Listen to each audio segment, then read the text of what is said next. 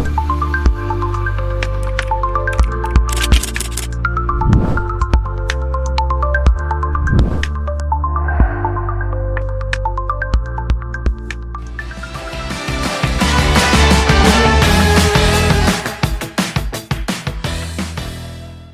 friends, welcome to another episode of Rafiki Mtaani podcast. I am your host, Anyango Juliet Orogo, and I'm so happy to be here with you guys again. And as you can see, I'm on set with a handsome human being who I don't want to do a disservice by introducing him, so I'll let him introduce himself. Hi. Hi. Kindly introduce yourself. Thank you. My name is George Olilo.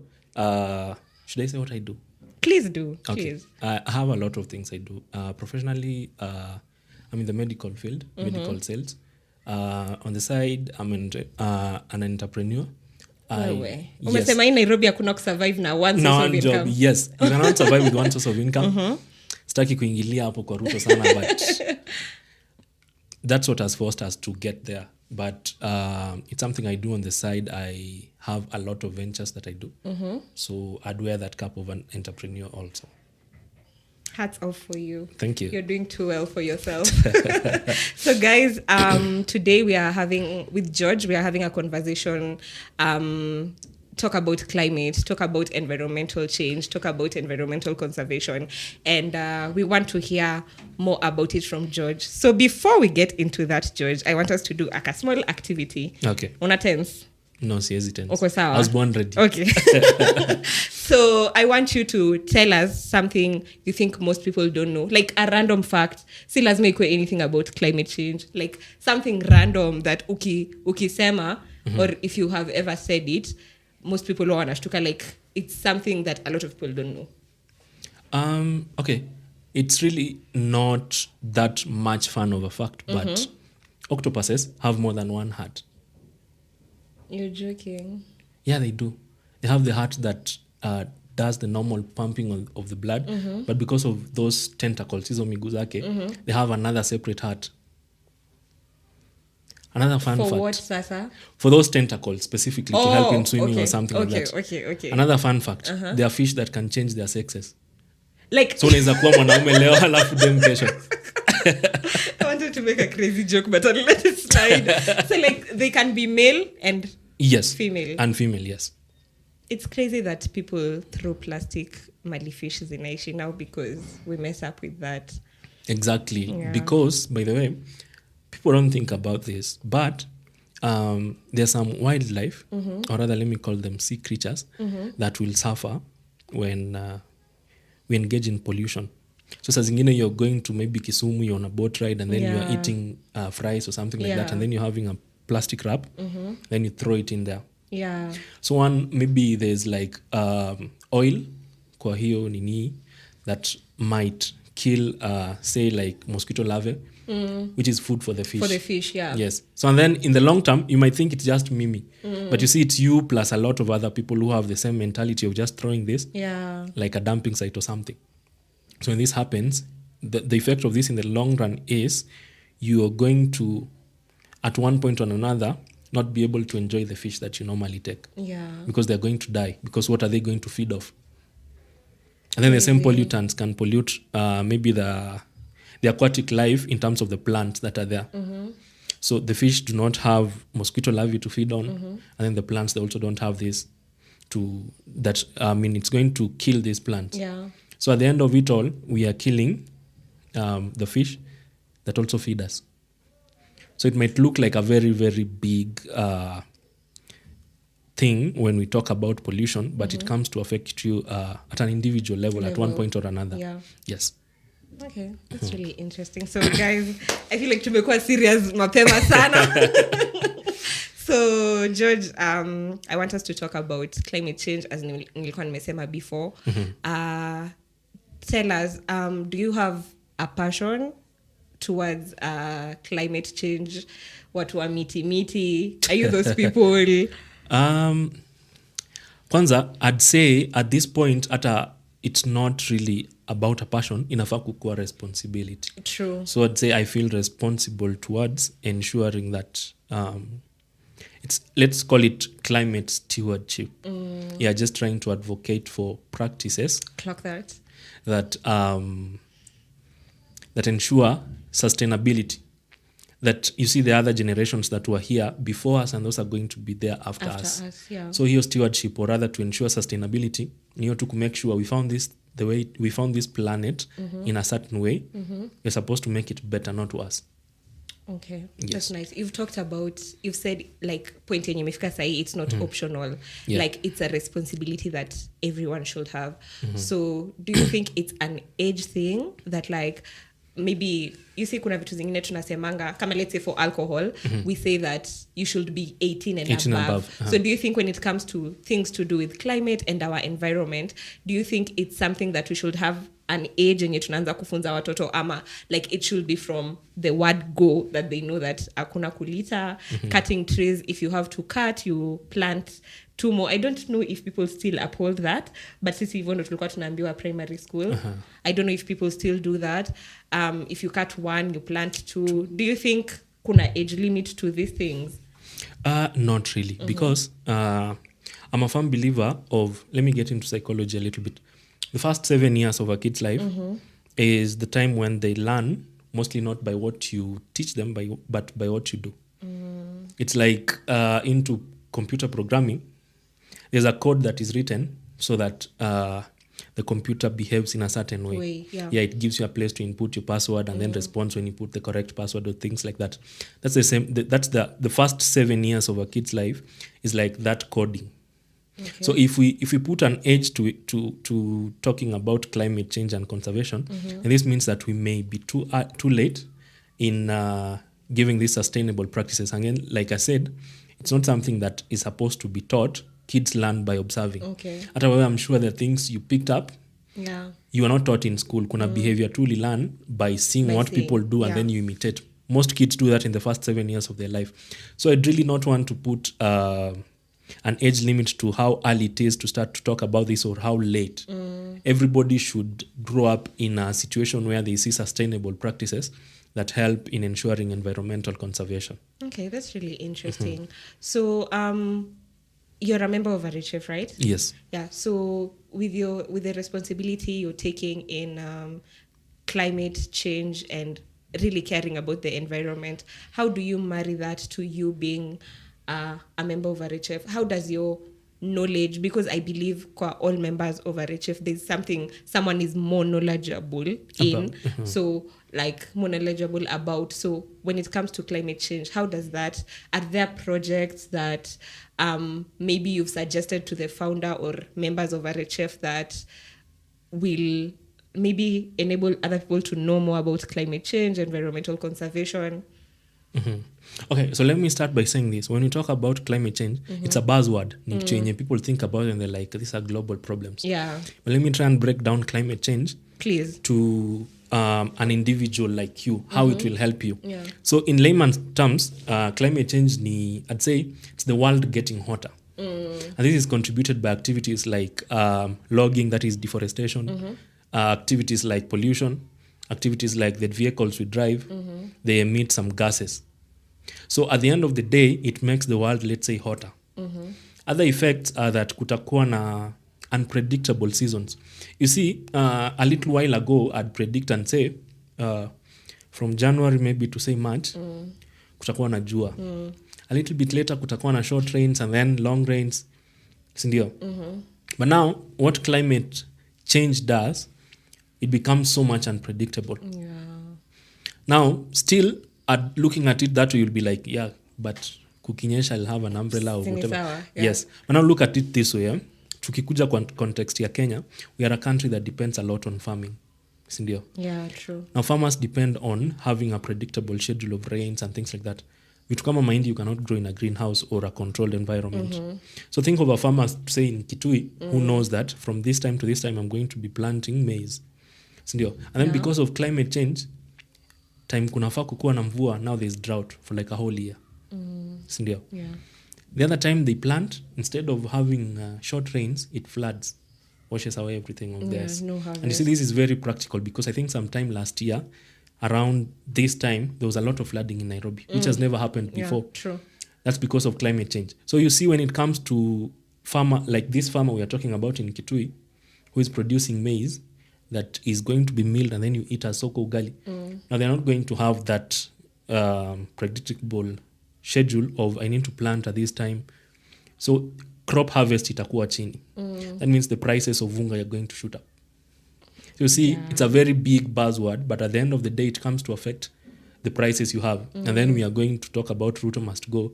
He must, yes, but in terms of something like this, it's something that, a little thing that you did that contributed to kitu kama hiyo. You get? So at the end of it all, this big buzzword that looks like a global thing comes back to individual responsibility. So that's why I said responsibility.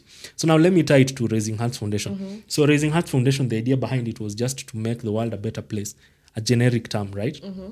But one of the ways of making this world a better place, apart from financially, is instilling this responsibility in kids from different backgrounds to try and understand what is climate change. How can I, as an individual, as George, what can I do to ensure that I make the world a better place than I found it by having maybe some sustainable practices? So we have programs. Under Raising Hearts Foundation. There's a pillar called RHF Green, Raising Hearts Foundation Green, that is dedicated to climate change, environmental conservation, and everything that falls under that. So we have, for example, on the 16th of August this month, 16th of August, that is next month, we're going to be having a showcase where kids are showcasing their talent. So it's an event. It's an event. And you should purpose to attend. So what happens is, with these kind of programs, one, we are developing the kids' talents. But two, because we have a theme called Harmony in Green, it's themed on, it's based on climate change. So kids are going to start to question because they are curious at around that age. What is this? Why are we focusing much on this? What is climate? What is climate change? And then you find that during this kind of events, we have people who talk about the same kind of things. So you start being curious on what is climate change. Why do we need to plant trees? Why should we not pollute? So in a way, we're instilling this stewardship in these kids. Yes. So basically, you're doing charity, but during this charity, you're not just doing charity in terms of finances, but doing charity to their minds, to their knowledge. Yes. So when they go back to school, they're going to say, last weekend we were doing something called climate change. Right? And so their friends will be like, climate change ni nini? Kila mtu anaiongelea. Wanasema, by the way, unajua ukitupa takataka hivi ama ukifanya hivi, then bei ya unga itapanda. So they'll be trying to plant trees or do whatever because they do not want that high cost of living. When this kid gets to 18, 19 years with these practices, our hope is that by starting this small, I'd call it footprint of environmental stewardship, with time it grows to affect the neighbors' behavior, the other kids' behavior, the younger kids' behavior, the ones who watch them. So if we can develop these sort of programs, not just in this, through these events, or even have programs, say, in high schools and things like that, at the end of it all, we'll start to see a little bit of change here and there. So it doesn't have to be a governmental program. We can have need it to wait for the government to do everything. Understandable. So what I'm getting from this conversation is, with your knowledge on climate and environment and everything, you guys have, I'm sure with a few other people, you came up with the RHF Green, and from RHF Green, Harmony in Green was born. Yes. So from Harmony in Green, you guys get kids from different backgrounds, you bring them together, they showcase talent, and other people come in, guys get tickets for the event, and we get to see kids showcasing their talent with things to do with climate. So kutakuwa na mavitu kama Miss Water, Miss Earth, Miss Fire. Okay, that's yes, it's going to be very interesting, by the way. And just to talk about what happened last Harmony in Green, that is in August last year, we also invited a group that does recycling. Okay. So there's recycling and reusing. Tell me more. Yes. So you'd find this, it's a really interesting group that they'll find, say, something like this. This can be reused. right? You can they were now using plastics and glass to generate new items. You can make a flower vase from, say, something like this, right? So we have groups like those coming in, so the kids will be curious. So for example, those guys are going to cut this into half and then use this to plant some nice flowers in it. So these kids will start thinking of, wow, so this bottle has more uses than just drinking water, right? So apart from that, having those kind of people, we have people like Miss Earth, Miss Air, Miss Fire. These are elements of the earth. So when these kids come and look at these people, they'll ask, why is there Miss Air? Why is there Miss Earth? So we are going back to sensitizing these kids, right? Yes. So like I said, that was Harmony in Green 1. Harmony in Green 2 is going to be bigger. It's going to be better. We are going to be at Sarakasi Dome in Ngara. Like I said, on 16th of August. The tickets are going for just 800 shillings. And we are going to be putting a pay bill down here. You can always secure your seat. Come and see how the kids are going to be enjoying, showcasing everything to do with Mother Earth's talent. It's going to be a really interesting thing. Okay. Yes. That's really interesting. So allow me to shine. Naonanga YouTubers wakifanya hivi. So guys, if you want to get your ticket, link ni paybill itekwa hapa chini. Oh my god, I've been waiting to do that. It's my time to shine. Yes. So that's it for Harmony in Green. And I don't know, do I have any other question to ask you when it comes to climate? Let me ask you, like, have you traveled outside the country? So what would you say people outside do differently when it comes to, in terms of climate, in terms of sensitizing the community, in terms of giving people knowledge? Because some things tunadhani ni obvious, but they are not. They're not, yeah. Yeah, because everyone has heard the term climate change, but I don't think people have it broken down when you umetu break it down leo.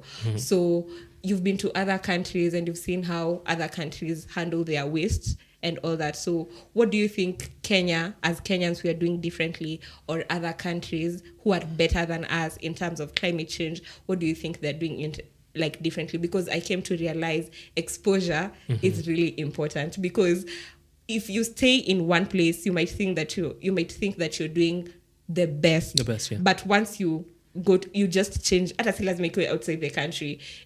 Change to your environment kidogo, you get to learn a lot, which you can add on your knowledge, and you do better than what you've been doing. So what do you think other people are doing differently that we can adopt? Yeah. So one of the things umesema that I'd actually forgotten about is waste management, which is a really important practice that more developed countries are doing. So there are different types of waste. There's organic waste, there's nuclear waste. So one way is sorting the waste, right? I have organic waste. This I can throw anywhere because they're biodegradable. Yeah. Then we have plastics, we have glass, we have electronic waste. Yeah. So how do we handle our waste? Currently, you look into a country like Kenya, go and look at Geoffrey Mosiria's videos on TikTok. Katibu mkuu wa mazingira. Guys, right? Please. You will see the problem we have with waste. Only. You'd see the problem we have with waste. Look at Nairobi River, for example. Yeah. So you see this problem again ties to Kenya is a fast developing country, right? So that means we are doing more of industrial activities that produce a lot of this harmful waste. Yeah. So if we do not have strategies as a country, as a county, as a community, or even lack that knowledge to handle this waste properly, it ends up polluting the environment. That is one of the ways that different countries are doing that we still are lacking in. There's really a big gap in terms of waste management. Right now, even you as an individual, you just put every single thing in a dustbin and then you actually do not care who is going to pick it up.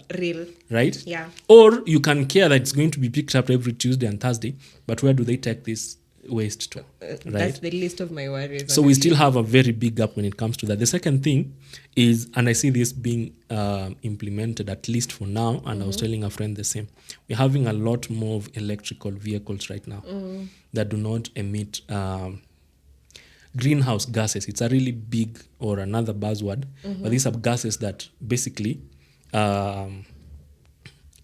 contribute to climate change. So Kenya is not that industrialized that I'd say manufacturing companies or other manufacturing plants produce these gases a lot, but we have diesel cars that produce these greenhouse emissions, right? So right now I'm seeing a lot of PSVs being electrical, personal vehicles moving to electrical systems of operation. This is also another way that more developed countries have also established so that we reduce, it's called a carbon footprint. Yes, so what we are trying to do is to ensure that these greenhouse gases have been controlled, right? So we'll have, maybe you'd see vehicles being imported from Japan have something called a DPF. What's that? It's called a diesel particulate filter. So basically you still have your diesel car, but the emission is filtered. Oh, okay. Yeah, so that the harmful aspect of it is not released to the environment. So you can still have these diesel cars, but with these DPFs. Okay. Yes, so the idea is we cannot totally eliminate this, but we can do a little bit to reduce these emissions. Because unaona, the world is evolving. There's industrial revolution had already happened, but now it's becoming more and more. It's so quick. Yeah, exactly. So that means we are doing more to harm than good. Exactly. More harm than good. Yeah. So those are just at the top of my mind. Those are a few of the strategies that I've seen that we lack as a country. Mostly when it gets to waste management, I'd say that's the biggest gap. Okay. Yeah. And as you've said, like it starts from an individual level, community level, then we can handle it as a country. Like we can't handle a bigger group without you doing the inner work and trying to educate yourself on like waste management and all that. I feel like I've learned a little bit so much from this episode. And before we close, I would like you to tell us something interesting about yourself. Now, not random knowledge, something interesting about you. Like if you're introducing yourself kwa watu and you say it, people nod. Unajua ile nod ya. Something interesting about me. Yeah. It's a difficult question. Okay, I can do almost anything. Is that interesting? Yeah, because like nimekosa kitu ya kusema, sikosangi kitu ya kusema. But what do you mean everything? You can do my hair. If I give time to learning it. I can't do it right now. Like the idea is, okay, let me put it this way. I can be good at almost anything I put my mind to. So like I said, I do, like I told you in the beginning, I'm an entrepreneur, right? It's not a single business. It's a lot of different things. Guys, cut the cameras because I think I need to have a meeting with George. Ndo nifunzwe hizi mavitu. Yes. So, is that interesting? I think it is. Yeah. So I think everybody can. But there's a but. No, there's no but. There's a but. There's no but. But you think you're good. You're better.